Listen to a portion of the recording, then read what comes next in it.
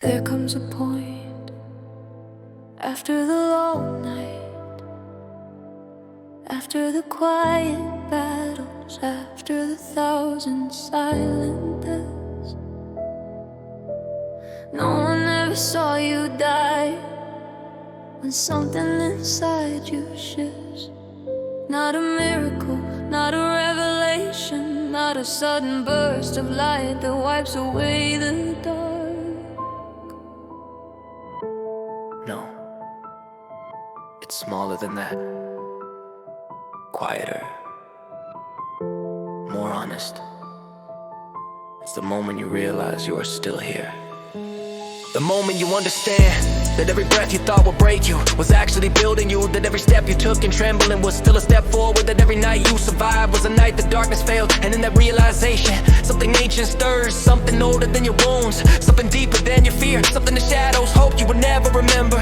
Your fire, not the loud fire that roars for attention, but the steady one, the ember that refused to die. Even when you begged it to, the ember that stayed lit. In the coldest hours of your life, it begins to glow again. At first it feels like anger, a quiet, righteous anger at everything that tried to break you, at every lie you believed, at every moment you thought you were unworthy of rising. But beneath the anger, something purer, something sharper, something holy. A vow to yourself that you will not go back to the places that tried to bury you. A vow that you will not shrink to fit the expectations of those who never saw your war. A vow that you will not apologize for surviving. You begin to see the world differently, not as a battlefield, but as a landscape you were meant to walk. Not as a threat, but as a terrain you were built to endure. Not as a sentence, but as a story, one you were still writing in the shadows. Those old companions, those familiar ghosts, they watch you with the kind of awe, because they know what it means when the soul remembers its fire. They know what it means when the spirit stops running and starts rising. They know what it means when the quiet survivor becomes the quiet storm. You feel the shift in your bones, you feel the strength returning, not as a roar, but as a steady hum, a pulse that says, I am not done. You carry your scars differently now, not as proof of your breaking, but as proof of your becoming. Not as reminders of pain, but as reminders of endurance. Not as marks of weakness, but as maps of where you've been and how far you've come in the world. The same world that once felt too heavy begins to open again. Not all at once,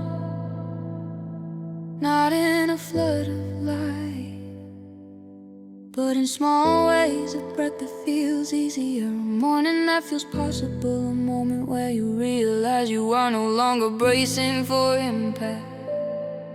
You are living, and the fire inside you, the one that survived the night, the one that refused to fade, the one that carried you through every shadow.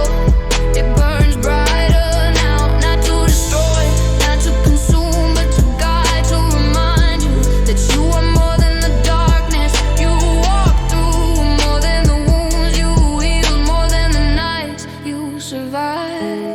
You are the soul that learned to rise without witnesses. You are the spirit that learned to breathe without permission. You are the fire that learned to burn without fear. And that fire, your fire, remembers you. It always has. And now, finally,